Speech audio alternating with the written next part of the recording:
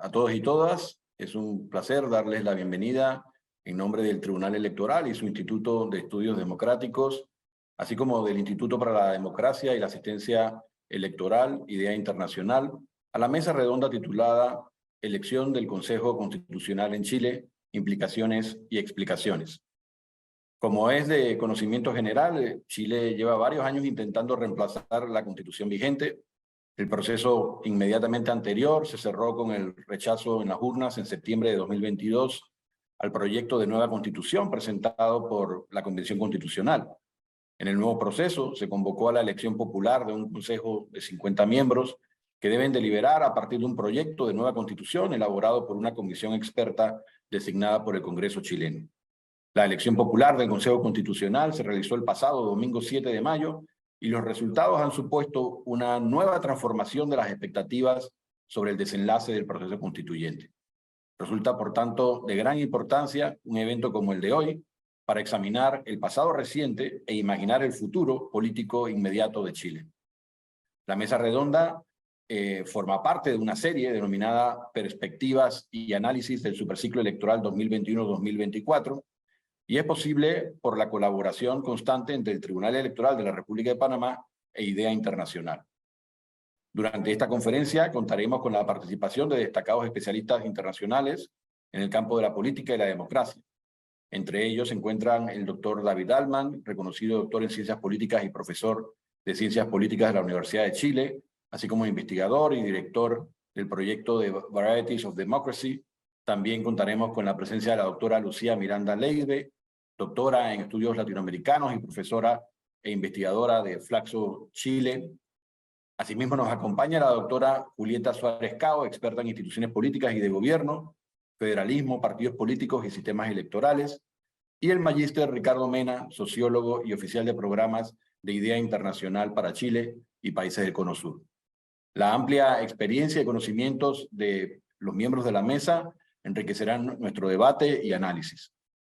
Como indiqué previamente, este evento forma parte de una serie de mesas redondas y suele ocurrir que contamos con la sabia conducción de Carlos González, quien es el gerente de programa de Idea Internacional para empujar la discusión de los temas más relevantes que surjan durante la deliberación. El profesor Carlos González es mexicano, es especialista con más de 20 años en temas electorales, ha desempeñado cargos de altísima responsabilidad en 3 instituciones electorales federales en México y al menos en el instituto también de la Ciudad de México, el Instituto Electoral de la Ciudad de México. Es decir, cuenta con una enorme experiencia en todos estos temas y actualmente tenemos la dicha en Panamá de que sea el gerente del proyecto de Idea Internacional en nuestro país con el Tribunal Electoral. Sobre la metodología, unos breves apuntes. Cada uno de los miembros de la mesa tendrán una primera exposición de alrededor de 12 minutos. Probablemente estaremos todos pendientes de sus intervenciones iniciales, pero también tendrán oportunidad para una segunda intervención de alrededor de 3 minutos y finalmente se abriría la oportunidad para los comentarios desde el moderador del evento, así como de los que participan virtualmente a través de la plataforma Zoom o de la plataforma YouTube del INET, del Tribunal Electoral. Cabe recordar que la forma expedita para hacer llegar las preguntas de parte del auditorio es a través de la plataforma Zoom, que en la parte baja de su pantalla tiene una sección específica para hacer llegar las preguntas al moderador, de tal forma que pudiera el moderador también hacérsela llegar a los miembros de la mesa principal. Recordemos que el que no haya podido participar el día de hoy de manera directa en el evento puede luego consultar la mesa redonda a través del canal de YouTube del INET y así no perderse nada de este evento tan significativo. E igualmente pueden también suscribirse al canal del INET en YouTube, con lo cual se mantienen al día con todos los eventos que de manera periódica se realizan. Hasta aquí mis palabras de bienvenida, agradeciéndole a todos los que están en el auditorio y particularmente a los miembros de la mesa principal por haber aceptado la invitación a participar el día de hoy. Les agradecemos a todos y sin mayores preámbulos iniciamos la conferencia, la mesa redonda, elección del Consejo Constitucional de Chile, implicaciones y explicaciones, dándole la palabra al moderador, el profesor Carlos González. Muchísimas gracias, querido Salvador, por esta introducción holística a nuestra conversación. No me queda nada que agregar, excepto, desde luego, sumarme al agradecimiento a nuestras colegas, nuestras y nuestros colegas por participar.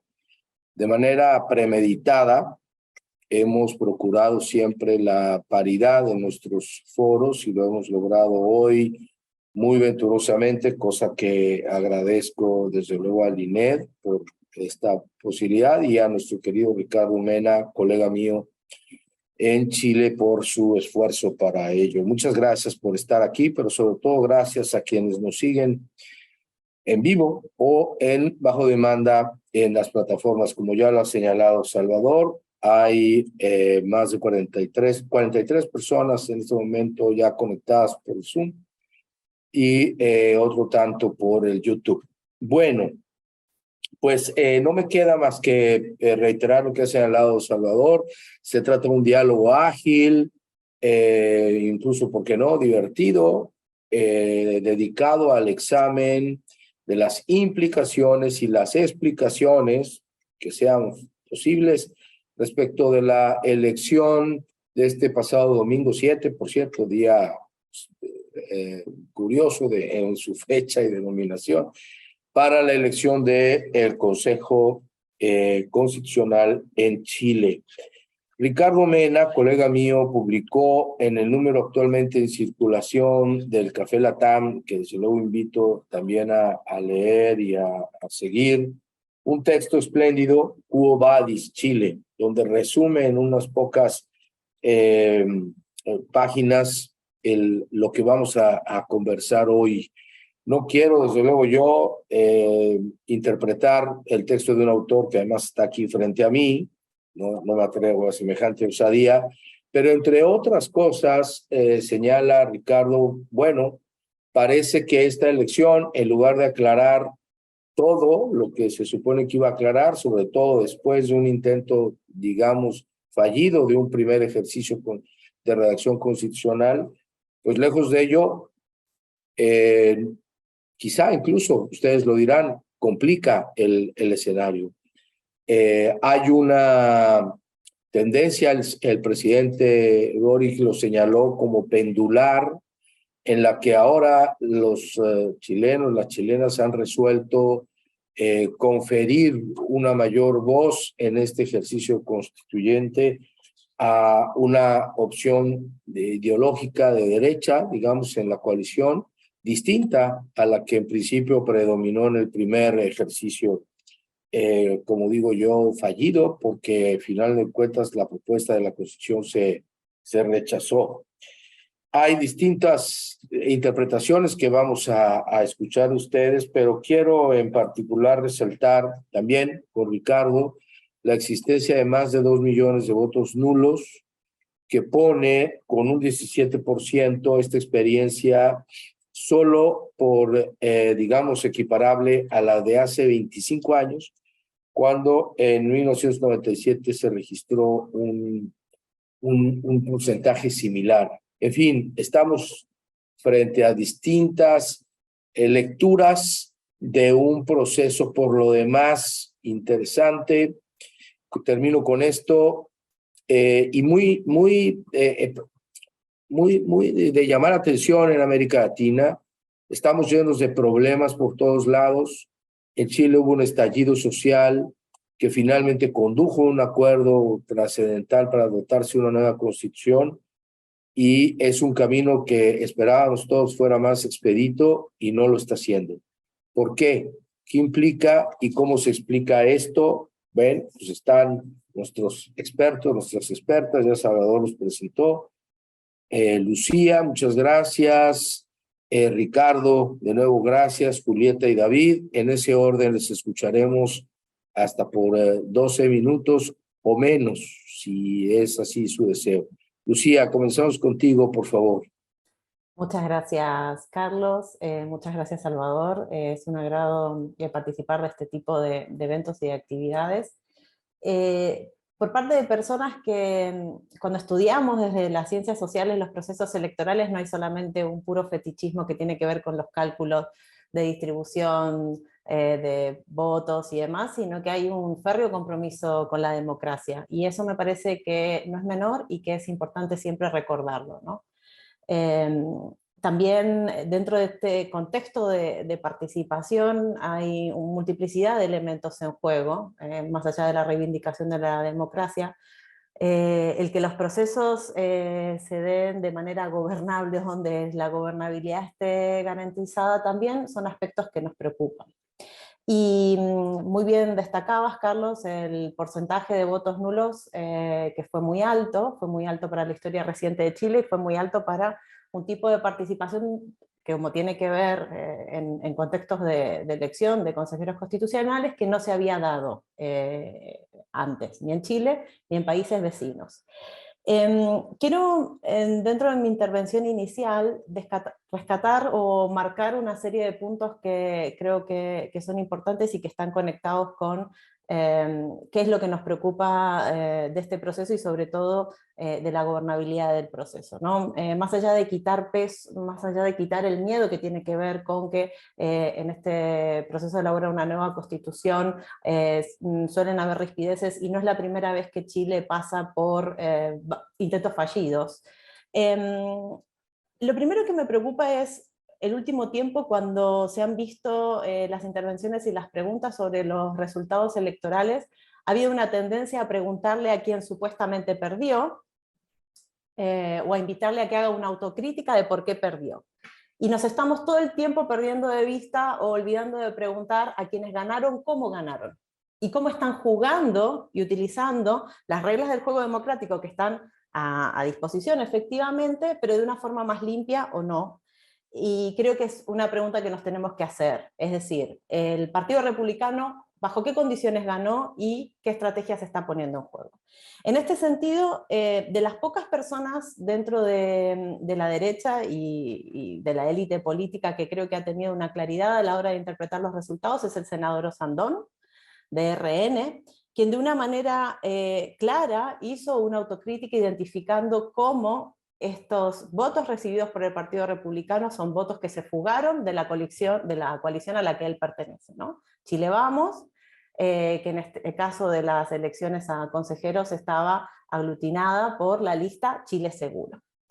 El senador en su momento, y algunas otras figuras que también dentro de la derecha tienen lucidez para identificar cómo la derecha tradicional, representada por RN, UDI y Evópoli, quizás no tan tradicional ese partido, expulsaron al electorado de centro derecha hacia un voto de extrema derecha. Y ahí hay una revisión importante a hacer, sobre todo en cómo esa extrema derecha capitalizó esos apoyos.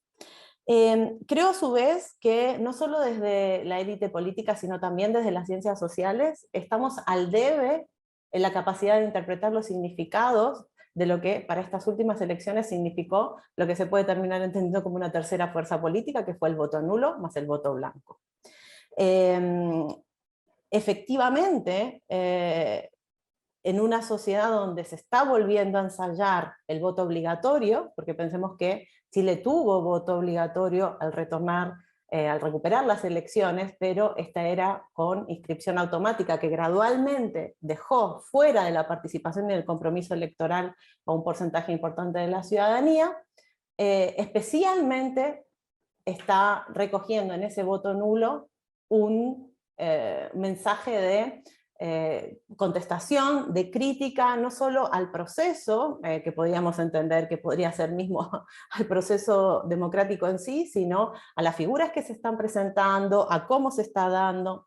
Y creo que si vamos a tener esperanzas en cómo se está dando este tercer proceso constituyente, podríamos decir, eso va a depender de la capacidad de la derecha en recuperar el centro durante el proceso de diálogo y elaboración del articulado de lo que es una carta magna que guía todo el articulado legal de un país.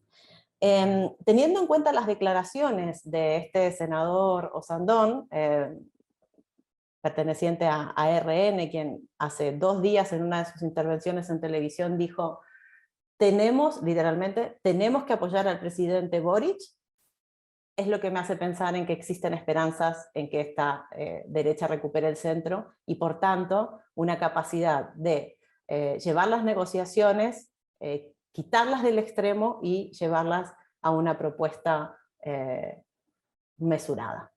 Esa sería mi primera intervención y los temas que estaría tocando. Muchas gracias, Lucía.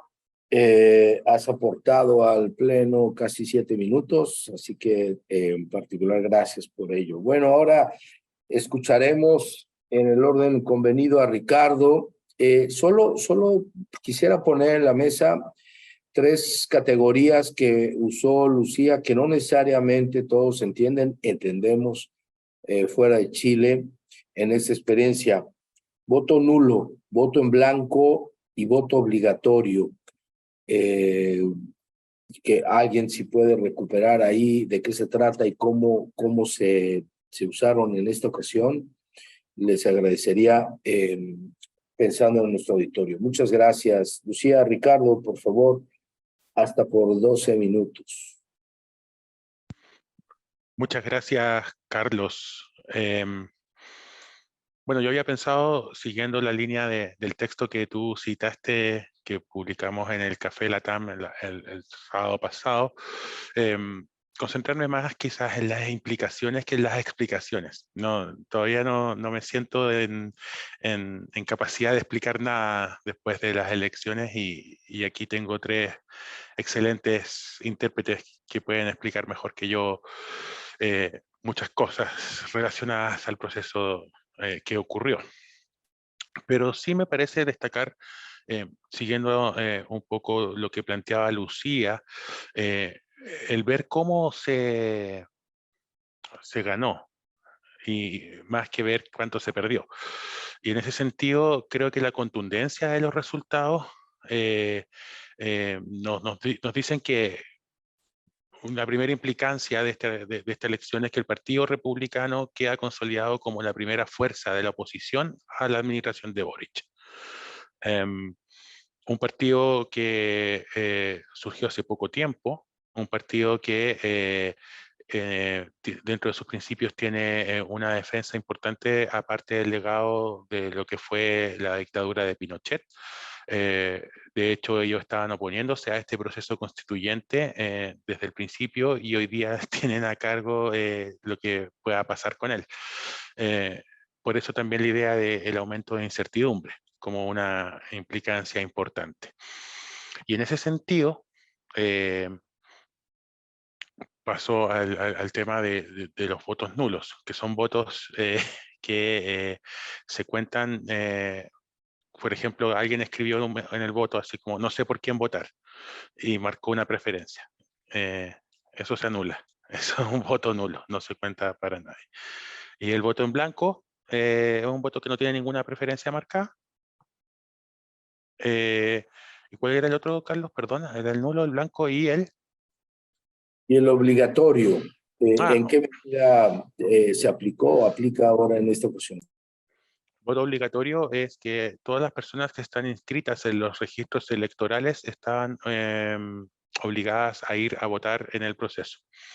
La inscripción es voluntaria en los registros electorales, pero una vez que te inscribes, ya... no, es obligatoria. Estás inscrito a los 18 años, sí, tienes razón, estoy enredado con el proceso antiguo. Una vez que cumples 18 años, pasas a estar inscrito automáticamente en los registros electorales y tienes la obligación y el deber de ir a votar en las elecciones que se realicen. Eso era el tema que iba a comentar, porque también, y yo era uno de esos que tenía esa tesis, que el regreso del voto obligatorio podía obligar a los sectores políticos a moderar sus discursos, porque hay un espacio de gente que no había votado nunca y que había que convencer y que invitar a votar. A diferencia de lo que ocurría con el voto voluntario, donde bastaba que los sectores convocaran a sus nichos y el que juntaba más nichos o que juntaba más gente seguidora ganaba la elección, básicamente, independiente de cuántos votaran. Sin embargo, el resultado hoy día nos muestra que se polarizó. Tenemos dos polos, tenemos un polo de derecha que dentro de sus matices tiene una derecha dura muy fuerte, y un polo de izquierda y centroizquierda que está muy debilitado y que está en el gobierno. Entonces, ese contexto nos obliga a ver qué implicancias tiene para cada sector este resultado. Y la derecha, por una parte, hay una pregunta ahí sobre las sanciones. Sí, hay sanciones para quienes no votan en una elección con voto obligatorio, salvo que hayan justificado su no votación por estar a más de 200 kilómetros de su local de votación, o estar enfermos u otras circunstancias. La ley establece qué circunstancias son justificables y cuáles no, y si no lo hacen, se les multa. Bueno, como les decía, en la derecha, la implicancia de este resultado es que, como también lo mencionaba Lucía en su proceso, había una derecha tradicional conformada por los partidos señalados que había tenido un camino como de modernización, si se quiere llamar así, de un intento sobre todo de partidos como la UDI de despinochetizarse en su funcionamiento político, con discursos más moderados, con búsquedas de acuerdos, además fueron gobierno hace poco, con la administración Piñera, pero tenía un proceso como de actualización y demonización a tratar de configurarse como una marca o una figura de ser una derecha comprometida con la democracia, comprometida con los valores de los derechos humanos. Y sin embargo le pasa este resultado donde un sector que no necesariamente está tan comprometido como ellos con esos procesos, sale muy fortalecido. En ese sentido, la derecha tiene sus dudas y tiene sus ahí reflexiones que hacer respecto a qué hacer en este contexto. Si seguir firme con su proceso de modernización y tratar de ganar votación con su discurso de modernización y justificando y tratando de retraer a este votante que se alejó, o se suma, y quizás como actor secundario en algunos casos, en algunos partidos, sobre todo los más tendientes hacia el centro, a este nuevo escenario donde quienes no son tan favorables a la armonización y defienden discursos más antiguos e incluso más cercanos al espíritu de la dictadura y su constitución, a sumarse a este nuevo escenario donde el liderazgo está en esos sectores más radicales.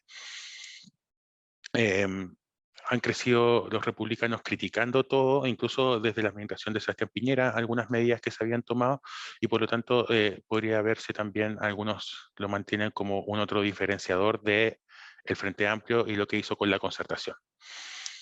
Desde ese punto de vista, y paso a ver lo que pasa con la coalición gobernante, que es de izquierda, y con un sector de centro-izquierda, es que se encuentra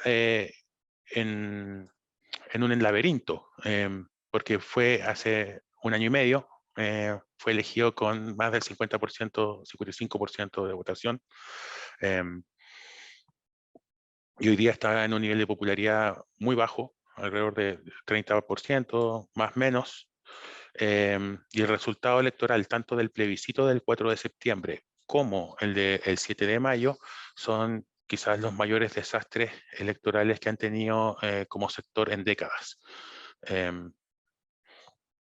Desde ese punto lograron 17 consejeros, o sea, ni siquiera tienen como una fuerza suficiente para poder contraponer o contrarrestar el poder de veto que tienen en el Consejo, la derecha y los republicanos. Y las causas de eso no solo tienen que ver con una mala estrategia electoral, que fue ir divididos en dos listas, donde iba por un lado el sector más cercano al presidente Boric, el Frente Amplio, sumado al Partido Socialista, y por otro lado lo que se llama socialismo democrático, que son los partidos que conformaban la exconcertación, ¿no?, y nueva mayoría, que ahí estaba la Democracia Cristiana, el PPD y los radicales. Fueron divididos en dos listas. La lista del Frente Amplio y el Partido Socialista sacaron los 17, la lista de Todo por Chile se llamaba, de la exconcertación, no sacó ninguno. Y no solo tiene que ver con esta mala decisión como estrategia, sino que también hay un tema de la gente que está buscando seguridades. Está buscando seguridad pública, seguridad económica, seguridad social. Y esas seguridades están buscándose en medio de una crisis económica, en medio de una crisis migratoria y en medio de una crisis de seguridad a la cual el gobierno ha tardado un poco con el delivery. No ha sido capaz de entregar un delivery concreto en poco tiempo, ha armado una agenda, le costó mucho armar una agenda y también le ha costado mucho entender que parte importante de su programa transformador y modernizador del Estado estaba un poco offside. Y no logró sintonizar finamente con la gente. Entonces, y vuelvo al punto original de la propuesta que decía Lucía, de entender cómo ganó. La campaña que hicieron los republicanos para el Consejo de Expertos, el consejero constituyente, no tenía que ver con la Constitución. Era una campaña donde se atacaba a la seguridad, la falta de seguridad, se atacaba al gobierno en su bajo desempeño en temas que no necesariamente tenían que ver con lo constitucional, y eso afectó la intención de voto, sin duda, de la gente que, por su contraparte, no veía un delivery del gobierno en esos temas. Finalmente, creo que los votos nulos ponen un desafío importante para todo el sector político a nivel transversal que está comprometido con la democracia. Porque el voto nulo y blanco no solo tiene que ver con un malestar, no tiene que ver con el desencanto, sino que también puede ser desinformación, a propósito de estas campañas que no tienen nada que ver con lo que se está votando, pero incentivan un voto. Puede ser todo eso junto, todavía tampoco está claro. Entonces, le pone enormes desafíos, y esos desafíos requieren liderazgos que estén a la altura, y muchas de las discusiones que hay hoy día en el sector político chileno están en la línea de esta dualidad y esta trampa beberiana, ¿no? De la ética de la convicción o la ética de la responsabilidad. Y yo creo que no se trata de la una o la otra, sino que las dos juntas. Y eso corre transversalmente para el sector político, los sectores políticos que están comprometidos con la democracia y tienen que diseñar una estrategia para reencantar a la gente con sus instituciones, sus procesos y sus valores. Muchas gracias. Muchas gracias a ti, querido Ricardo, por poner varios puntos sobre varias IES. Me quedo en particular con dos.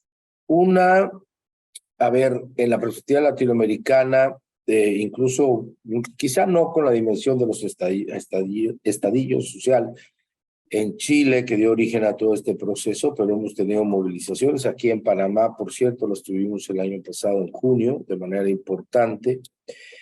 Y todas estas movilizaciones han tenido distintas formas de arreglarse, pero la experiencia chilena, al menos, y en expresión de distintas propuestas de Día Internacional, pareciera ir hacia la definición de un nuevo contrato social, un nuevo arreglo, que es justamente una nueva constitución. Y bueno, pues parece que el camino no es tan sencillo como pareciera. Y por el otro lado, fíjate lo que tú nos dices, ahora resulta, déjame que lo diga en esta expresión mexicana, que el partido que se oponía al proceso constituyente ahora es el responsable de concluirlo, si estamos en la esperanza de que efectivamente concluya en esta segunda oportunidad. Vaya manera, ¿no?, de ir, digamos, avanzando en un proceso, todo proceso democrático, lo han dicho los clásicos, es incierto, excepto en sus procedimientos, ¿no?, en los que hay gran certidumbre. Me parece rescatable en la experiencia chilena reciente. Julieta, querida, te escuchamos ahora a ti hasta por 12 minutos. Muchas gracias. Muchas gracias, Carlos. Yo quiero agradecer a IDEA y al Tribunal Electoral por la invitación para charlar acá con amigos, amigas, y bueno, y a ver si podemos empezar a pensar qué es lo que está pasando en Chile. Yo tampoco tengo muchas explicaciones, pero voy a tratar de tirar algunas puntas. Pedro preguntaba si las personas no alfabetizadas acá en el chat tienen derecho a voto. Sí, tienen derecho a voto en Chile también. Y bueno, la verdad que venimos de una ola de resultados electorales sorprendentes. Primero de un montón de elecciones, ¿no?, que eso no es común, estamos votando cada 6 meses en promedio. Y estos resultados sorprendentes me hacen ser bastante cautelosa con la lectura de estas elecciones puntuales, ¿no? Me parece que estamos en un momento bastante volátil, además acompañado, como decían antes tanto Lucía como Ricardo, por la inclusión de un electorado nuevo del que sabíamos nada y seguimos sabiendo muy poco, ¿no? Pensemos que estos votos nulos de los que hablaba Lucía y también Ricardo, que es cierto, conocemos la expresión, ¿no? Que son personas que anulan el voto en esta elección un 21%, es un porcentaje muy alto, pero no sabemos la intencionalidad detrás, es decir, hay varias intenciones o motivaciones que pueden llevar a un elector, a una electora a anular su voto. Pero ¿cuáles serían como las grandes lecciones, creo yo, que podemos extraer de las elecciones pasadas? Creo que todavía seguimos viendo un escenario fragmentado y aún entre coaliciones, ¿no? El Partido Republicano le saca 7 puntos al oficialismo, que a su vez supera en 8 puntos a la principal oposición, pero nadie llega siquiera al 40% de los votos, ¿no? Es decir, seguimos teniendo una fragmentación relativamente importante. Se mantienen también estas tendencias de voto anti-incumbente o de voto anti-oficialismo que estamos viendo, creo yo, en toda la región, quizás con la excepción de México, que es donde pareciera que se va a romper el maleficio, pero las elecciones en América Latina están mostrando un patrón, una regularidad de voto anti-incumbente que para mí explica mucho más que supuestos giros a la izquierda o a la derecha. Creo que en el caso particular de Chile fue sostenido por una campaña electoral focalizada, como decía Ricardo, en temas no constitucionales. La seguridad, la mano dura, y fue algo desde las candidaturas, pero también fue una agenda puesta desde los medios, ¿no? Recuerdo haberme peleado con una periodista del Mercurio que me decía, bueno, teniendo en cuenta lo que le preocupa a la gente, ¿qué campaña tienen que hacer los candidatos a consejeros? Y yo decía, bueno, las candidatas y los candidatos a consejeros tienen que hacer campañas de propuesta de constitución, no de problemas de seguridad que son los que le preocupan ahora a la gente, porque esta no es una elección regular, ¿no? Pero bueno, ese fue el tema que se comió de alguna manera la agenda de la elección. Yo veo que el gobierno mantiene su voto fiel, ese voto que se condice también con los porcentajes de aprobación bajos que decía Ricardo, parece que ser un voto que está súper consolidado y se acerca mucho al porcentaje del apruebo si a esos le sumamos el voto de la coalición de centroizquierda que decidió ir en dos listas distintas. Entonces, dentro de la volatilidad hay regularidades muy sorprendentes, como es este quiebre, ¿no? Que parece extenderse hacia la propuesta de nueva constitución, donde, como decían también antes, ganaron ahora las personas que están en contra de escribir una nueva constitución. Una lectura de los datos que creo yo que es algo que tenemos que empezar a ponderar, preocupándonos, pero no, por ahí no tanto en exceso, no sé, varío. Algunos días me preocupa mucho, otros días me preocupa menos, pero viene con el desplome del centro, ¿no? Y yo creo que eso en América Latina, al menos a mí, me deja siempre con una sensación de peligro inminente, ¿no? Tanto la centroizquierda como la centroderecha quedan diezmadas en representación, aunque reciben votaciones relativamente importantes, no muy grandes tampoco, pero de alguna manera si vemos cómo queda conformado el Consejo Constitucional, vemos el centro completamente desplomado, ¿no? Y que queda como centro métrico del Consejo Constitucional el partido de derecha, de la UDI, que bajo ningún concepto es un partido de centro-derecha, es un partido de derecha sin complejos, ¿no? Entonces que el centro métrico del sistema, que el árbitro, digamos, sea en este caso un partido de derecha, nos habla también de, bueno, qué pasó con el centro en Chile, ¿no? Y bueno, y tenemos estos recuerdos en América Latina de qué pasa cuando los moderados abdican, ¿no? Como decía Linz, y cuando los electorados siguen la polarización de las élites. Entonces, si lo leo así, me preocupo, y me preocupo mucho porque puede haber como tendencias estructurales, ¿no? Que llevan a posturas cada vez más polarizadas. En mi impresión, la polarización chilena es similar a la norteamericana, no es una polarización de los dos extremos, sino es la radicalización de uno de los extremos. lo que la literatura ahora está empezando a llamar polarización asimétrica, pero creo igual que hay algunos otros elementos que podemos incorporar que quizás nos generen un poco más de tranquilidad. Y si yo veo, por ejemplo, en la última encuesta del CEP de diciembre del año pasado, que es la encuesta más prestigiosa y confiable en Chile, encuentro que solamente un 15% de la población se autoidentifica de derecha, un 17% de izquierda y un 41% de centro, ¿no? Es decir, cuidado en leer que en esta elección opciones ideológicas, ¿no? Yo creo que eso nos puede llevar a una cierta mesura y tranquilidad. Y acá lo quiero separar por cuestiones también del sistema electoral.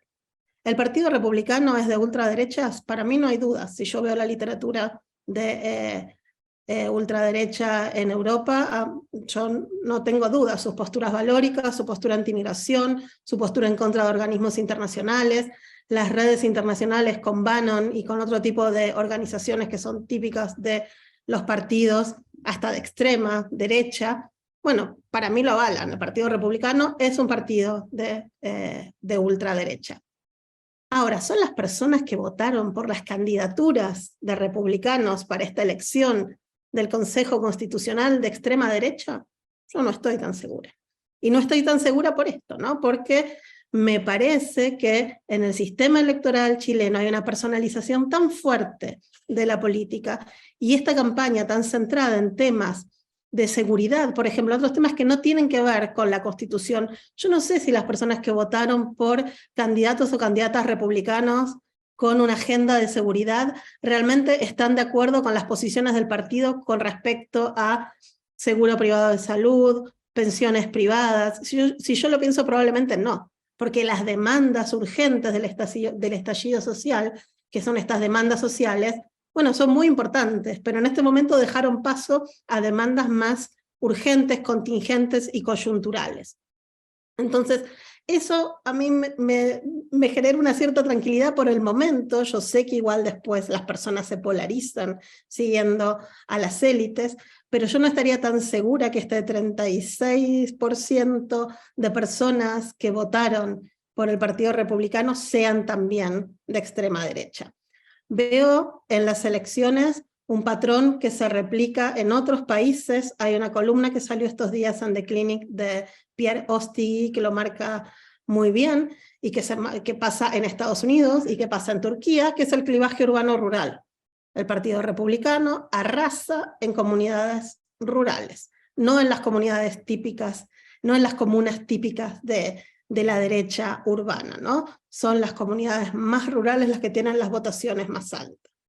Tuvimos también una elección con un sistema electoral súper desproporcional. Con el 35% de los votos, los republicanos se llevaron el 46% de los escaños. Eso también hay que ver por cómo va a funcionar el Consejo Constitucional. Este sistema electoral también aseguró la paridad, pero a un costo de correcciones muy altas que generaron mucho más debate que en el año 2021. Por un lado también porque quienes debieron ceder su banca fueron los hombres, que tienen mucho más acceso a medios de comunicación para ventilar sus frustraciones y mucho más recursos para hacer ruido en el debate público y con la ciudadanía. Este sistema de corrección fue totalmente diseñado en el Congreso, y es súper interesante, en otro momento se los puedo contar porque fui protagonista de esto, del mal cálculo que hicieron las fuerzas representadas en el Congreso, tanto oficialismo como oposición, creyeron que les iba a tocar a corregir a otros, en particular al Partido Republicano y al Partido de la Gente, que supuestamente iban a ganar en las regiones más chicas, iban a recibir menos votos, iban a tener que corregir ellos. Bueno, otra fue la historia, fueron diferentes los partidos que les tocó corregir. Yo creo que lo dramático, o parte del drama de esto, tiene que ver con la irresponsabilidad de la campaña de los medios de comunicación y la personalización de la política que vive Chile, ¿no? Que transformaron una elección que debía ser entre propuestas de nueva constitución y de nuevo pacto social, en una elección, como dijo el periodista Matamala este domingo, en una elección para sheriff. Si uno veía la campaña de candidatos y candidatas, parece que se estaban postulando para sheriff y no para escribir una nueva constitución. Ahora lo interesante es que estos sheriff y estas sheriff van a tener que escribir una nueva constitución. Y la paradoja es que la mayoría de ellos ni siquiera está de acuerdo con cuán deseable es cambiar la Constitución de Pinochet. Bueno, menudo panorama, querida Julieta. Qué interesante repaso. A mí me queda una cierta impresión, quizá una lectura demasiado optimista, pero sobre, no sé si llamarle racionalidad, porque creo que es un término que nos va a poner en una polémica inacabable, pero esta expresión del electorado chileno, de la sociedad chilena, vuelta al electorado además en un ejercicio de voto obligatorio, donde primero dijo, bueno, ya basta, ¿no? Ya está, hay un estallido aquí y no estamos de acuerdo con todo esto que está pasando. Bueno, vamos a hacer una nueva constitución, ¿ok? Y vamos a otorgarle a las fuerzas, digamos, que de alguna manera pareciera se identifican con esa exigencia social de cambio, la posibilidad de hacer la propuesta de nueva redacción. Pero resulta que esas fuerzas se nos van demasiado hacia el extremo y nos hacen una propuesta que no nos gusta. Entonces, primero decimos que no y luego le encargamos a la otra parte de la historia a que haga una nueva propuesta, que es en lo que estamos. ¿Habría algún tipo de, digamos, de comportamiento donde al final de cuentas el electorado, sin saber o no, me atrevo a decirlo de esta manera, decide tomar el control de un proceso que parecía descontrolarse de alguna manera si no había este llamado, digamos? Insisto, el presidente hizo dos cosas. Primero, identificó como pendular los resultados de esta elección y luego le pidió al Partido Republicano que no cometiera los errores que ellos cometieron. Bueno, que asumió él que habían cometido en el sentido de radicalizar sus propuestas. ¿Dónde estamos parados, mi querido David? Y diría Ricardo con aires añejos, Quo Vadis, Chile. Quo Vadis, Chile, Dios mío. Bueno, a ver, ¿por dónde empiezo? Quizás, antes que nada, hago extensivos los saludos a IDEA, al Tribunal Electoral y a todos los compañeros y compañeras que están acá. Es francamente un gusto estar con ustedes. A ver, ciertamente el estallido marcó el presente de Chile, lo sigue marcando. Y no dejo de recordar ese 15 de noviembre del 2019, cuando los partidos a eso de las 3 de la mañana, 3, 4 de la mañana, logran el ansiado acuerdo por la paz y se abre la puerta a todo este proceso que hemos vivido los últimos años, que involucraba el plebiscito de entrada, la elección a los convencionales, el plebiscito de salida de septiembre pasado. Y bueno, y todo eso derivó en este nuevo proceso que estamos viviendo. Ese 15 de noviembre yo tenía una fuerte intuición, leyendo el acuerdo entre los partidos, de que esto no podía salir. No, tenía una intuición que no iba a salir. Pero esta intuición pasó a ser casi una certeza ya el 15 y 16 de mayo del 2020, cuando elegimos a los constituyentes, a los convencionales, perdón. Y desde entonces estaba convencido que era imposible, por más que escribieran otro tipo de constitución, ya viendo la conformación de esa convención, estaba convencido que no iba a ser. Bueno, sabemos cómo es la historia, todo lo que pasó en la convención, sabemos los resultados del plebiscito, que fueron apabullantes, inclusive para los que creímos que no iba a salir ya desde entrada. Los resultados fueron extremadamente, muchos más holgados de lo que cualquier apuesta razonable hubiese dicho. Y esto llevó a que se abriera este nuevo segundo proceso. Hay ciertos matices que yo voy a hacer, particularmente cuando se habla de la cantidad de votos blancos, nulos o no vota, que hay comparando la entrada de los convencionales y la entrada ahora de los consejeros. Ciertamente el voto obligatorio fuerza a ciertas personas a tomar una decisión, Pero en aquel entonces, sea por motivos de miedo a la violencia, sea por motivos de miedo al contagio pandémico, sea por cualquier razón, votó apenas el 43% de la población, de la ciudadanía, para ser exacto. 43, es decir, un 57% se quedó en casa. En esta vuelta votó el 85% y en última instancia con un porcentaje nada despreciable también de votos blancos y nulos, obviamente mucho menos abstención porque había que estar presente. Para contar un poco qué es lo que estamos viendo ahora, y no quiero sacar mucho tiempo, yo creo que las explicaciones en términos generales, lo que hemos visto desde el domingo 7 de mayo al día de hoy, se podrían agrupar en dos grandes clusters, en dos grandes grupos de tipos de explicaciones. Por un lado, una explicación que está dando vueltas es que la enorme mayoría de aquellas personas que no votó en la primera elección a convencionales venía de una derecha o tendía naturalmente a ser gente mucho más conservadora, un poco lo que mencionaba Juli recién, del mundo del clivaje rural-urbano y así sucesivamente. Eso marcó mucho. Entonces, una de las cosas que quizás marcaba ya, y por eso quizás en ese momento, el 15 de noviembre del 2019, ya se prendían las luces de alerta, era esta frase que no mucha gente le prestó mucha atención, que era que el plebiscito de salida tenía que ser con voto obligatorio. Y ojo, aquí hubo una pulseada muy fuerte entre las dos grandes coaliciones, la izquierda y la derecha, y por lo que les voy a contar ahora, seguramente los dos hicieron cálculos tácticos absolutamente erróneos. Y creo que en la práctica se ve eso, ¿verdad? Tanto la derecha como la izquierda. La otra teoría, si bien la primera es de que la enorme mayoría de la gente que no estaba jugando el juego era de derecha, la otra tiene que ver un poco con lo que tú acabas de mencionar, Carlitos, que es esto que el presidente casi majaderamente repite, que es la teoría pendular, es decir, y que Julieta recién lo acaba de mencionar, como que la gente está tomando posiciones anti-oficialistas.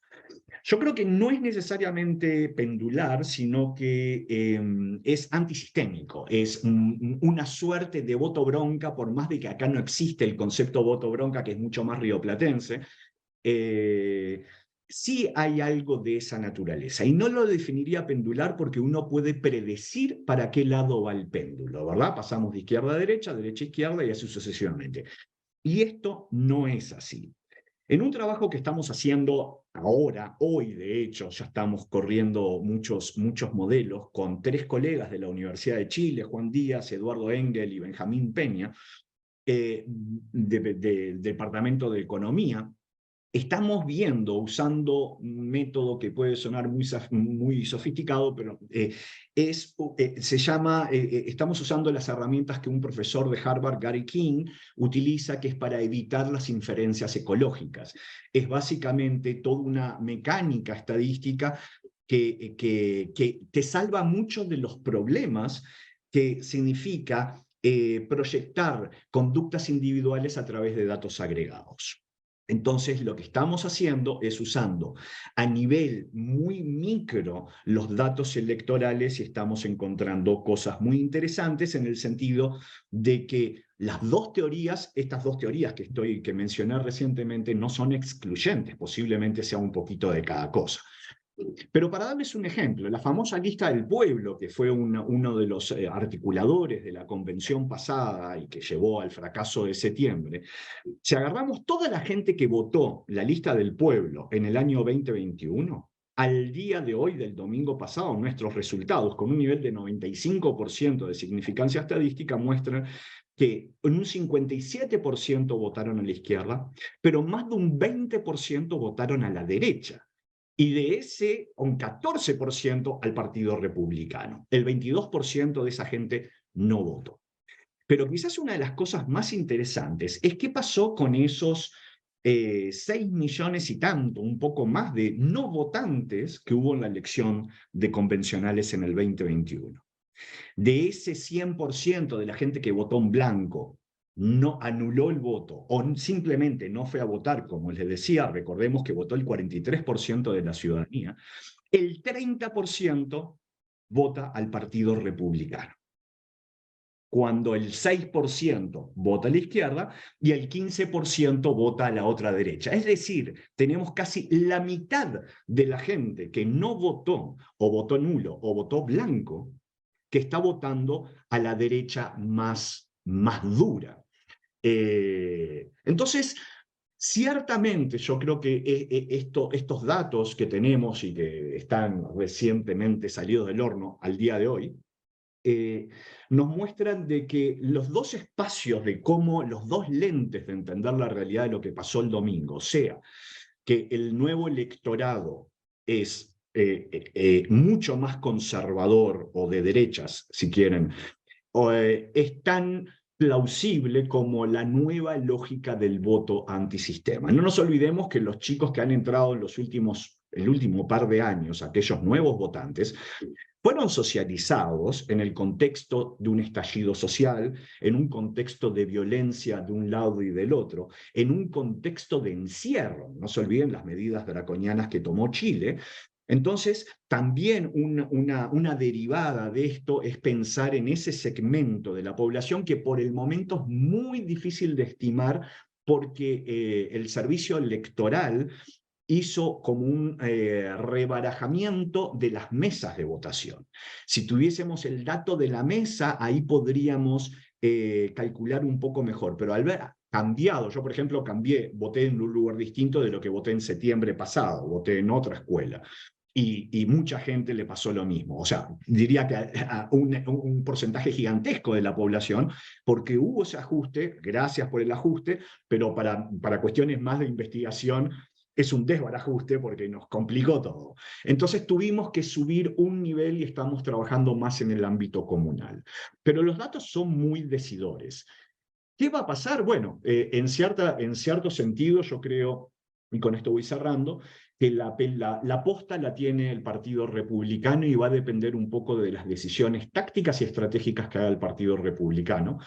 En cuanto, paradójicamente, ahora el Partido Republicano está mucho más apresado de sus resultados, por más que le fue mucho mejor de lo que creía, porque si le hubiera ido un poco no tan bien, posiblemente se podía dar el lujo de estar todo el día pataleando y gritando y diciendo, pero ahora saben que tienen una cuota de responsabilidad muy grande en la probabilidad que esto sea un éxito o no, y ahí es donde se está jugando las cartas, porque si Kast eventualmente quiere ser candidato a la presidencia, ciertamente lo que pase ahora en este proceso es fundamental para verlo como líder, como verlo capaz de articular. Entonces, el voto republicano, en última instancia, no lo veo como un voto necesariamente de derecha, sino que lo veo esencialmente de un voto antisistémico. No nos olvidemos que el Partido Republicano es un invento hipernuevo. Ellos son los impolutos, obviamente no tuvieron que gobernar en ningún momento, no es como ni la derecha, ni la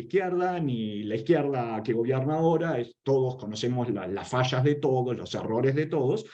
Ellos dicen, no, nosotros vamos a ser un país diferente, con seguridad, con todo lo que vos quieras, pero siguen siendo los impolutos los que no tocaron nada, entonces el voto es mucho más, y acá viene una interpretación nuestra, mucho más de un voto bronca, un voto antisistema, anti-elite, que cualquier otra cosa, por más de que indiscutiblemente Kast sea el epítome de un sector importante de la élite, bla, bla, bla, todo lo que querramos. Pero bueno, con esos números yo creo que nos da un poquito de idea por dónde viene la mano o qué fue lo que pasó. Creo que el voto obligatorio tensionó esto y ciertamente nos queda mucho material por trabajar porque hay tanta información y tanta data que es imposible hacer otra conjetura. Gracias. Muchas gracias, David, además por anticiparnos este trabajo de investigación que están realizando. Esperamos, desde luego, conocer en su momento los resultados que se hagan públicos. Interesante, además, el tema metodológico y cómo efectivamente una decisión de geografía electoral puede afectar no solo, por cierto, el estudio de los procesos, sino el ejercicio del voto y la construcción de la representación política, ¿no? En este caso, de una decisión política, porque es una decisión política respecto de la nueva Constitución. Bueno, han estado señalados por ustedes distintos tópicos sobre los que podemos regresar brevemente, los minutos que nos quedan.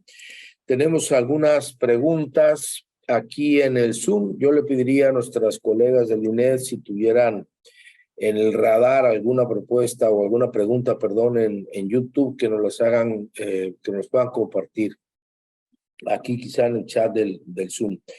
Hay dos preguntas de anónimos. Bueno, supongo que es una forma en cómo el propio sistema define a los participantes. Dice, la primera de ellas, los problemas de seguridad, desigualdad o educación. Pregunta, ¿realmente se solucionan con la redacción de una nueva Constitución? Y segunda, ¿el voto obligatorio es contrario a la libertad individual y política a la no participación?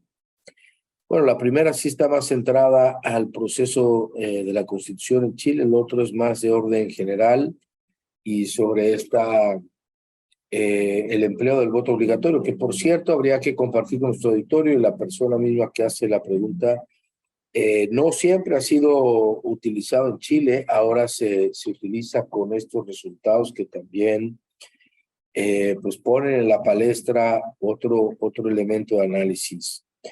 Lucía, ¿quisieras abonar en algo a responder estas preguntas o plantear algún otro asunto que juzgues pertinente?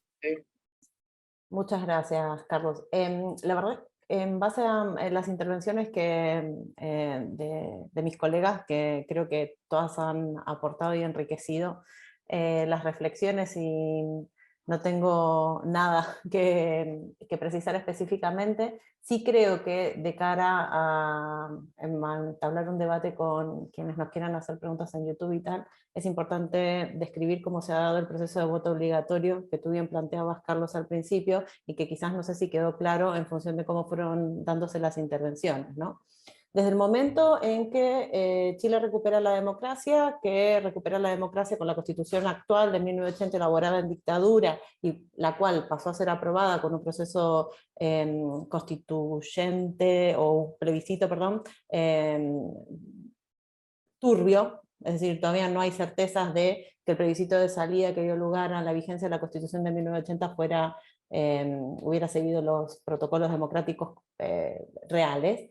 Se reconoce el voto obligatorio con inscripción voluntaria, y así gradualmente la ciudadanía dejó de inscribirse para participar, generando un gran gap entre quienes se habían inscrito para participar y efectivamente tenían la obligación de votar, y una ciudadanía que se quedaba fuera por elección, ya directamente sin inscribirse, de la participación electoral. Esto cambia en el año 2012, cuando se reconoce la inscripción automática y el voto, es decir, inscripción automática: una vez que cumples 18 años pasas a ser parte del padrón electoral, no es voluntario el que te inscribas en él, y el voto pasa a ser voluntario. Otra serie de reformas incluyeron entre ellas la modificación, se quitó el sistema binominal que daba lugar a una reproducción de una lógica más polarizante, porque daba como victorias a dos personas dentro de cada circunscripción, y eso alimentaba dicha lógica. Y otras reformas que tienen que ver con la introducción de la ley de cuotas, hasta el ensayo de lo que implica la ley de paridad, que es un método correctivo, del cual la doctora Julieta Suárez Cuadra, aquí presente, formó parte del diseño, y que yo personalmente le pido por favor que después nos cuente, porque sí me parece muy interesante cómo se dio ese debate. Entonces, ¿qué es lo que quiero rescatar con este punto? Efectivamente hay una proporción de la ciudadanía que se quedó fuera de participar electoralmente desde mucho antes de que se diera este proceso constituyente. La elección del presidente Piñera en el año 2017 se dio con menos del 45% de participación. Y por tanto, y el proceso, digamos, del plebiscito de entrada de 2020, no obstante, tuvo más participación que esas elecciones, y fue efectivamente el proceso de elección de convencionales a continuación que registró de las participaciones más bajas, con otros hitos que hemos tenido en términos de participación desde que existe la inscripción automática de voto voluntario, como fue la segunda vuelta entre Boric y Kast en el año 2022, que le dieron la presidencia a Boric. Creo que esos puntos son importantes para que reflexionemos el rol que la abstención tiene y que es distinto a ejercer el voto nulo, ejercer el voto en blanco, y el significado que le podemos estar dando entonces a cada uno de estos elementos en distintos contextos, teniendo en cuenta que efectivamente el voto obligatorio fuerza a la ciudadanía a reflexionar qué elegir y qué postura tomar cuando no quiere elegir, que es muy distinto a que exista el voto voluntario y que por tanto pueda elegir directamente no participar. Esos eran los puntos que quería, y efectivamente la pregunta de Anonymous sobre el problema de seguridad, no, ya lo dijo la profesora Julieta, la campaña la guió muchas veces esa confusión. La Constitución podría resolver en parte como una estructura de cómo plantear la seguridad, pero evidentemente no de raíz. Muchas gracias, Lucía. Bueno, Julieta, estás emplazada ahí a atender en beneficio de todas y todos este requerimiento de Lucía, pero antes escuchamos a Ricardo Mena, por favor, mi querido Ricardo. Muchas gracias, Carlos. A ver, lo primero quería recoger dos cositas que había planteado Julieta y David en sus presentaciones.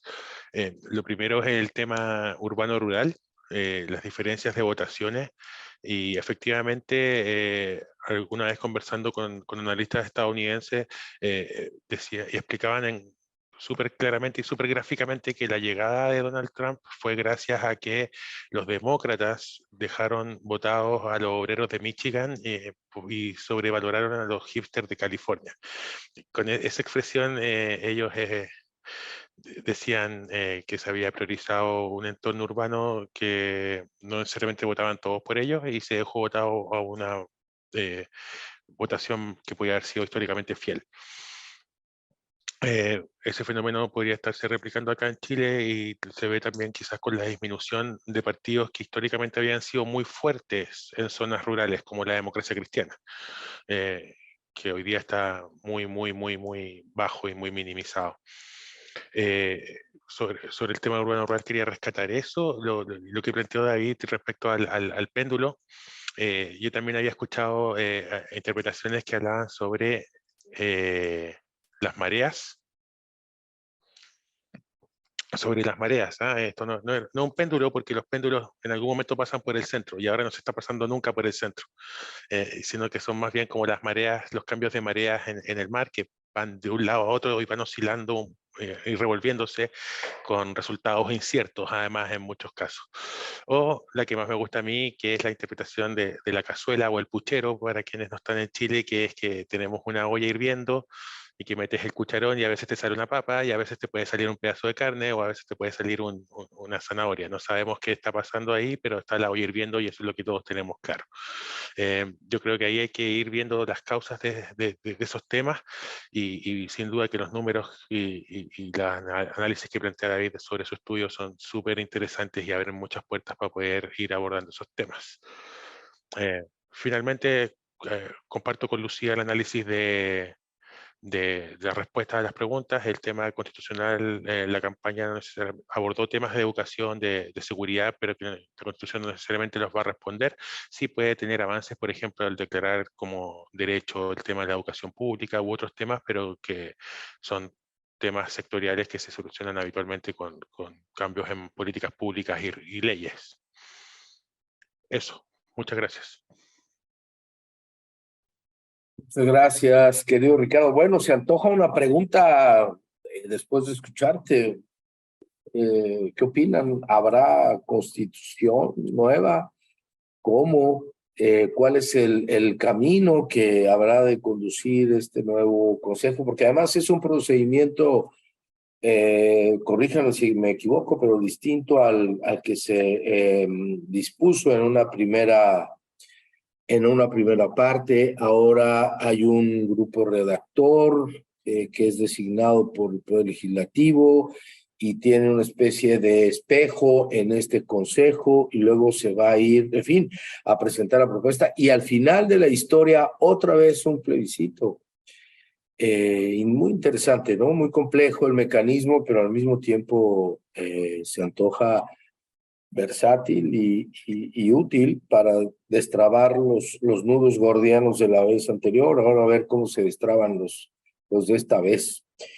Julieta, bueno, hay alguna petición concreta de Lucía, pero te escuchamos antes sobre lo que nos quieras compartir, por favor.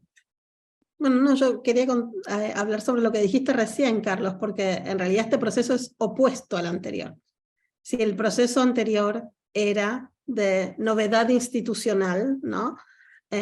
Con participación de pueblos indígenas en un porcentaje importante, cercano a su población censal, con independientes que podían participar en listas, ¿no? Y con paridad. De ese proceso solo queda la paridad, ¿no? Y este es un proceso que, a diferencia del anterior, que era, ¿no?, una carta blanca, estaba la hoja en blanco, se llamaba acá, ¿no? Se podía escribir la Constitución sobre cualquier cosa. Este proceso empieza con 12 bases, que son los límites, ¿no? Desde donde se puede escribir la Constitución. Por ejemplo, Chile no va a poder ser un régimen parlamentario, ¿no? Hay un montón de, me acuerdo las que más me interesan, pero son 12. Entonces este proceso es opuesto al anterior. ¿Por qué? Porque parte de un diagnóstico de que el proceso anterior falló porque no estuvo articulado por partidos políticos, y por lo tanto este proceso está completamente controlado por los partidos políticos, que fueron los que designaron a las personas expertas, que en algunos casos son más expertos que en otros son más personas de partido. Son los que designaron también al Comité Técnico de Admisibilidad, que va a ser como el referee del proceso, ¿sí?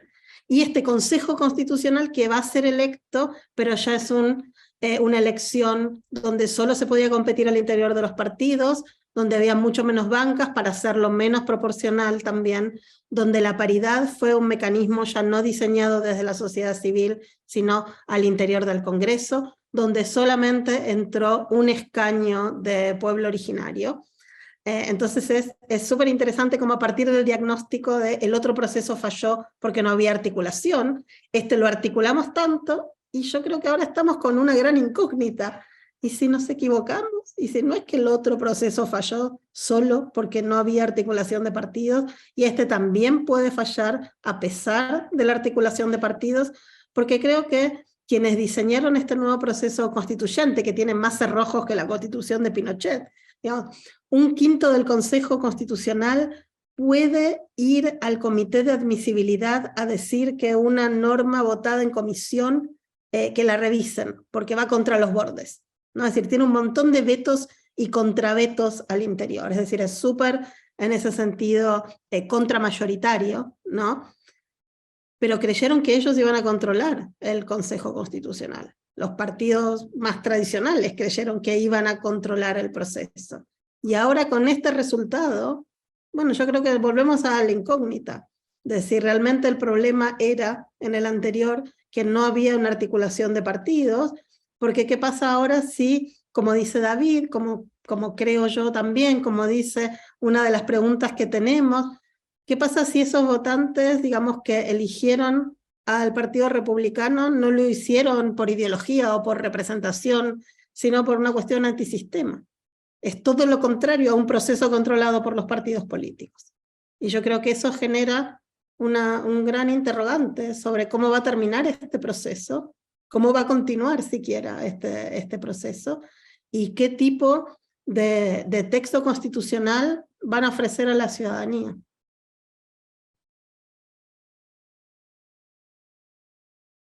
Bueno, tenemos una batería de 4 preguntas formidables, pero antes quisiera quisiera proponerles que escuchemos a David en su segunda participación.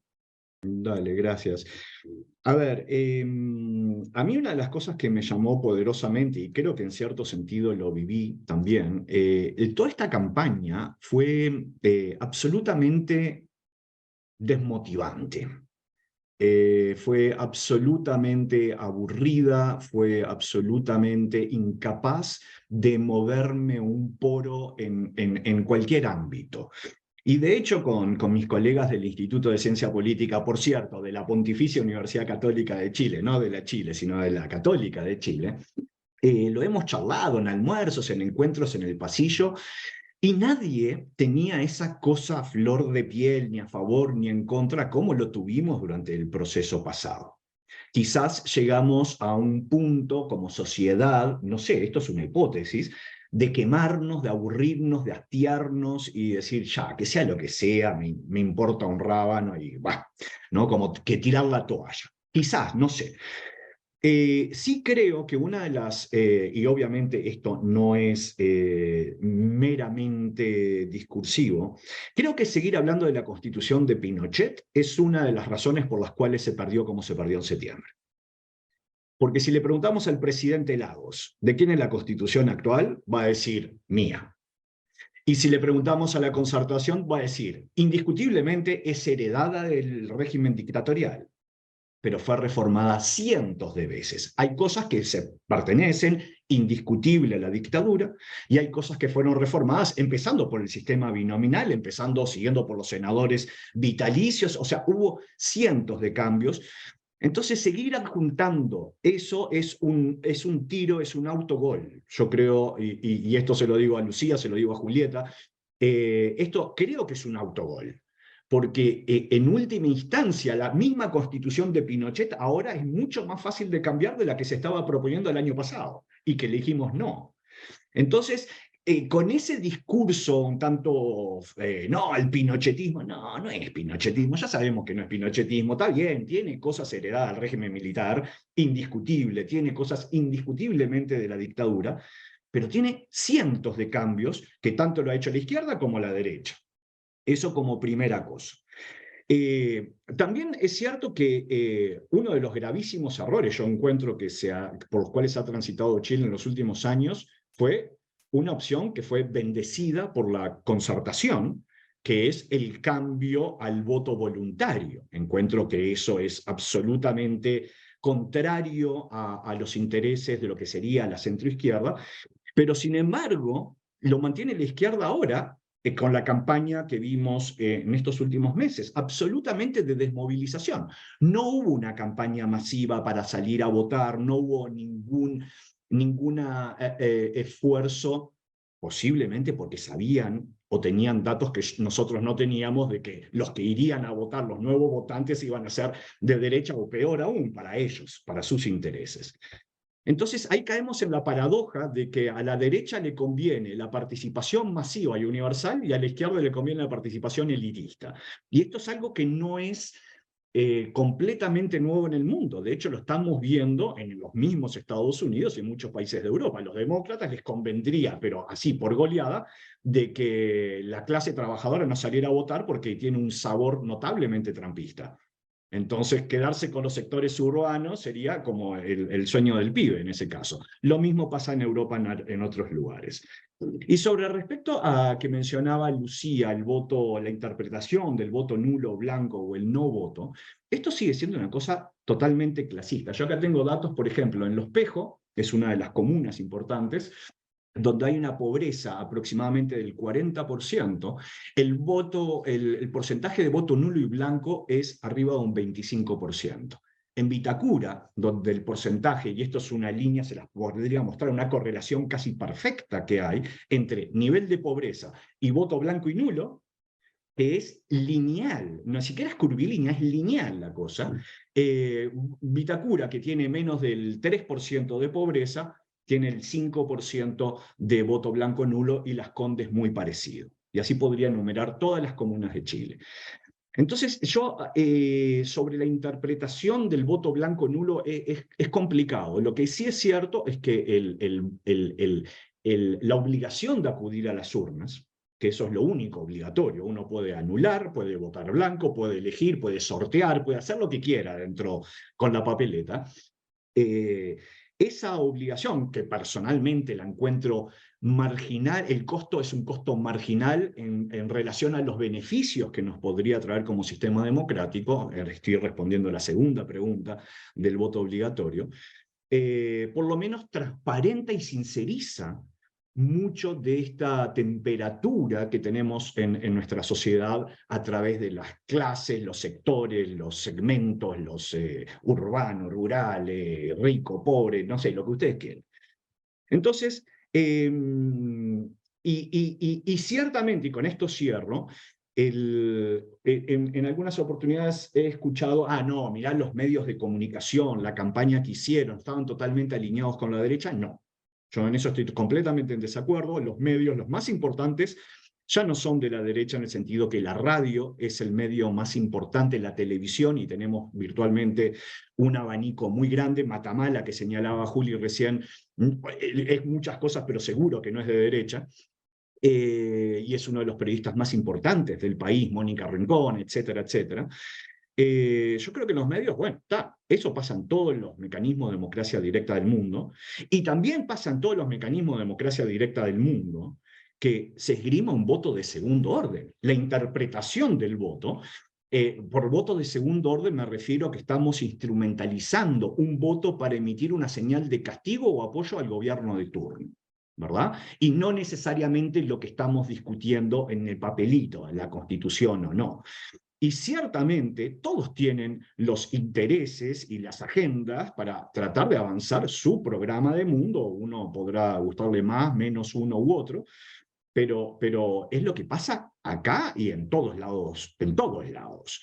Entonces, endosarle la derrota del plebiscito a los medios o que se discutían de otras cosas, bueno, siempre vas a discutir de otras cosas, porque aparte estos temas, particularmente los constitucionales, desbordan para todas las dimensiones de nuestra vida, ¿verdad? O sea, van a decir, bueno, la Constitución también tiene que ordenar el tema de seguridad. Y miren lo que pasa con la seguridad, y así sucesivamente.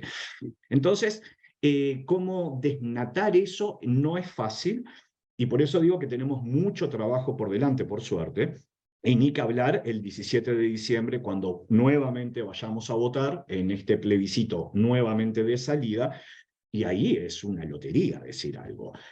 Así como en el anterior yo estaba seguro que no iba a salir, yo ahora creo que todavía no tengo ni idea qué podría pasar, y va a depender muy fuertemente de cómo el Partido Republicano y Kast logre cuadrar las filas dentro de su partido, porque hay mucha gente obviamente que quiere dinamitar esto ahora. Pero él dice que no y no le conviene tampoco. Entonces, en esa pulseada interna del partido, creo que es donde está todo el meollo del asunto. Hoy, no sé mañana. Y mañana voy a opinar una cosa totalmente distinta.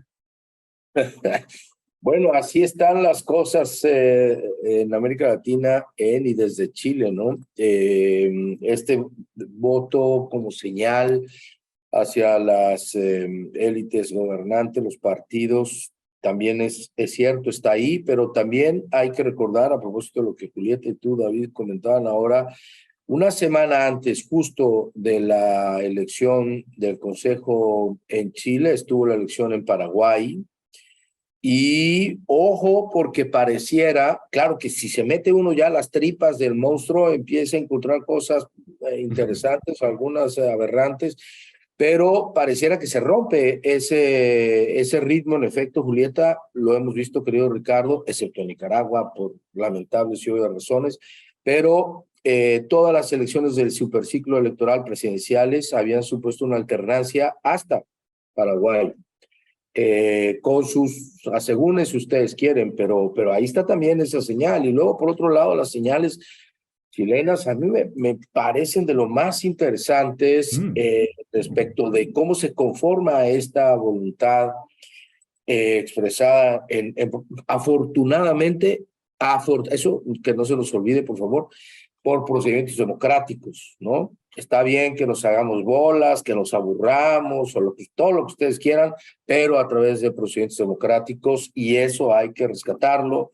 Vayan ustedes a saber qué va a ocurrir si ahora en la próxima plebiscito se vuelve a decir que no. Bueno, menudo lío, ¿no? Porque esto pareciera como un cuento de nunca acabar. Bueno, a ver, voy a las... tenemos tenemos materialmente poco tiempo para preguntas muy interesantes.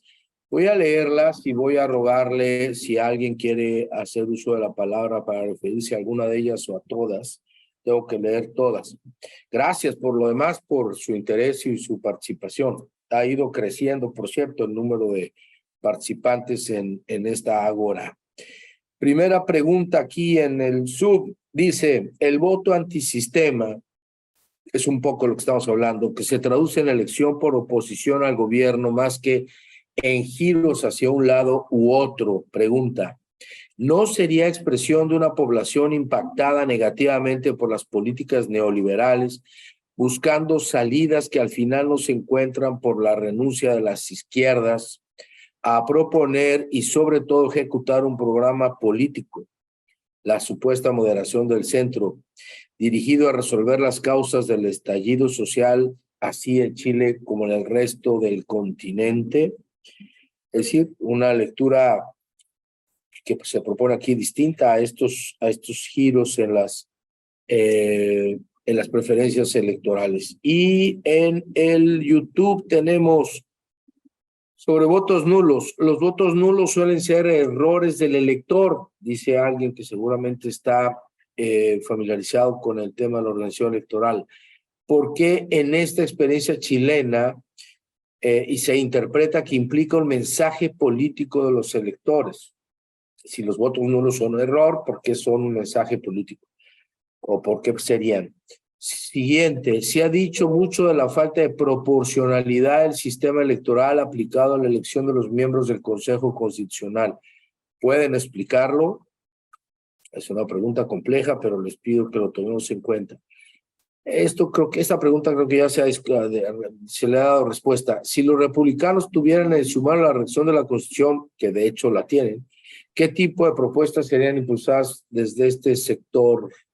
Bueno, vean ustedes cómo han animado a nuestro público con preguntas interesantes. ¿Alguien quiere aventurarse alguna? Bueno, y otra más aquí. Dice, ¿cómo fue la lealtad al voto? Es decir, la intención del voto se mantuvo. Creo que tiene que ver con las encuestas y los estudios que se hicieron antes de la votación. Está ahí, queridos, queridas. En 4 minutos tenemos el desafío de 4 personas respondan estas 4 preguntas. A ver, yo lanzo con la primera, la interpretación del voto nulo, y yo creo que es una fantástica pregunta. ¿Por qué, si son errores, lo asumimos como un voto protesta o algo por el estilo? Francamente, es una muy buena pregunta. Ahora bien, es cierto que votar en Chile es muy fácil. Es posiblemente el lugar más fácil para votar. Todo el mundo sabe que tiene que marcar una preferencia, pero mucha gente se confundió, Dicen que hubo gente que señalaba a uno por partido y cosas así. No tengo los datos, esto los tendría que dar el CERVEL, en qué medida lo nulo fue nulo porque hubo un error, por ejemplo, marcar 2 preferencias, o porque rompieron el papel o dibujaron alguna cosita. Es muy típico en Chile que se hagan versos o se hagan caricaturas de alguna naturaleza detrás rápido, ¿verdad? Dibujos a veces que están un poquito subidos de tonos. Eso, nada más eso. Pero sí nos falta data, y ahí sí el único que nos podría proveer de eso es el servicio electoral diciendo, mira, el 52% fue porque hubo múltiples marcas o el 90% fue porque dibujaron un smile. No sé. Y eso no lo sabemos. Bueno, yo creo que a eso hay que añadirle el matiz de la campaña de llamada voto nulo. Es decir, si hubieran sido otros contextos donde efectivamente el voto se da y podías interpretar que era voto nulo, quizás podríamos interpretarlo como un error, pero creo que interpretar el voto nulo como un error en este contexto es lo mismo que decir que la abstención es por flojera, ¿no? Y creo que ahí de nuevo tenemos una responsabilidad en las ciencias sociales para investigar, como de alguna manera también planteaba David en un momento, para no caer en inferencias ecológicas que nos den lugar a errores, es decir, cálculos a partir de cruces por nivel de comuna. Yo creo que este es el momento de hacer focus groups. Es el momento de ir y explorar entre la ciudadanía cuáles son las posiciones y que en verdad nos permitan conocer cuáles son las sintonías que hay detrás. Y solo para cerrar, si bien estoy de acuerdo que la Constitución de 1980 ha tenido muchas reformas y que no es la misma claramente que se aprobó en dictadura, por algún motivo CAS ha reivindicado que no se tiene que cambiar porque es la única que mantiene el espíritu de Guzmán. Entonces creo que también ahí es importante reconocer la parte del Partido Republicano que no quiere modificar esta Constitución, que no quiere que haya un proceso constituyente, porque la Constitución de 1980 es la que tiene el espíritu de Guzmán, y eso responde a un imaginario mucho más grande que una parte de la población de la ciudadanía de Chile también refleja y que tenemos que conocer, que de alguna forma reivindica un modelo autoritario y que tenemos que seguir conociendo. Bueno, yo no estoy de acuerdo que sea autoritario. No, no me gusta, no lo quiero, pero no, yo no creo que sea un modelo autoritario. No te gustará la democracia que dibuja, pero no. ¿Autoritario? No. Bueno, hay cosas, ¿no? El control preventivo, hay cosas muy complicadas de la Constitución, y también hay encuestas que muestran que Chile es uno de los países que mantiene todavía, ¿no?, los porcentajes más altos de sociedad autoritaria. Son desde las Sí, sociedades que, bueno, pero que la gente interprete una cosa no significa que eso lo sea. O sea, sí, es verdad, está lleno de gente autoritaria, pero... No, pero esas cosas que me dices Eso que es no más hace la importante Constitución la seguridad o la libertad, las últimas encuestas ya dan que es más importante la seguridad. En la última encuesta del CEP muestra que creció bastante la gente que dice que la democracia no es mejor a cualquier otro sistema de gobierno, cosas Está que bien, en pero otros países de me América Latina reconocerás no que lo eso, tenés. Juli, vos me reconocerás que eso no cambia la naturaleza de la Constitución. No, Que la pero gente decía diga la una cosa u sociedad, otra. Lucía hablaba de la sociedad, a eso me refiero. No, dijo la Constitución autoritaria. No, pero Y dijo hubo que, parte de que la la sociedad sociedad chilena siga reivindica queriendo... el espíritu autoritario de Guzmán. Eso entendí yo. Bueno, Bueno, Y podemos yo quería ver. responderle a Omaira sobre la intención de voto. Yo creo que las encuestas, si mal no recuerdo, pero corríjanme si me equivoqué, la pifiaron un poco, como que creían que Republicanos iba a ir muy bien, pero iba a salir tercero. Iba a salir primera como la derecha mainstream, digamos, después el oficialismo, y tercero Republicanos junto con el Partido de la Gente, que al final le fue pésimo, probablemente por errores propios en las últimas semanas de campaña, pero no lo sabremos. Así que la verdad que o la gente cambió el voto o las encuestas no fueron muy confiables. yo creo que yo creo que es lo primero. Y las encuestas tampoco, no se contradicen, o sea, hubo de los dos. Bueno, muy bien, mi querido Ricardo, ¿alguna anotación final? Simplemente reforzar también algo que se comentó recién, que últimas encuestas, la de Criteria fue la última que salió reflejada el aumento de la insatisfacción de la gente con la democracia. No solo era indiferente a que hubiera democracia u otro modelo, sino que también no se sentían satisfechas. Y eso también se puede conectar quizás con este voto de protesta o este voto nulo. Tiene que ver con la insatisfacción a nivel institucional, una desconfianza en los liderazgos políticos y también en las instituciones. Entonces, la crisis de confianza está mellando también en lo electoral, donde y quizás indirectamente se va arrastrando hacia modelos más híbridos en materia democrática. Bueno, pues con esto vamos a cerrar. Lo que queda claro son dos o tres cosas. Primero, que el proceso constituyente en Chile está abierto y es incierto. Los resultados, ahora sí que, perdón que mexicanice esta conversación, pero en Chile nos salieron con su domingo 7 en esta elección del Consejo.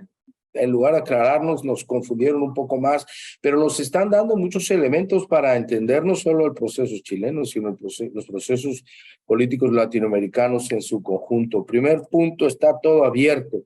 Segundo punto, como afortunadamente acreditó esta conversación, sobre todo su parte final, el debate está abierto y es intenso. Las lecturas sobre lo que está ocurriendo en Chile, no solo con su constitución, sino con la democracia, nos deben llamar la atención porque además, como estamos diciendo, en el contexto latinoamericano hay mucha tela de donde cortar.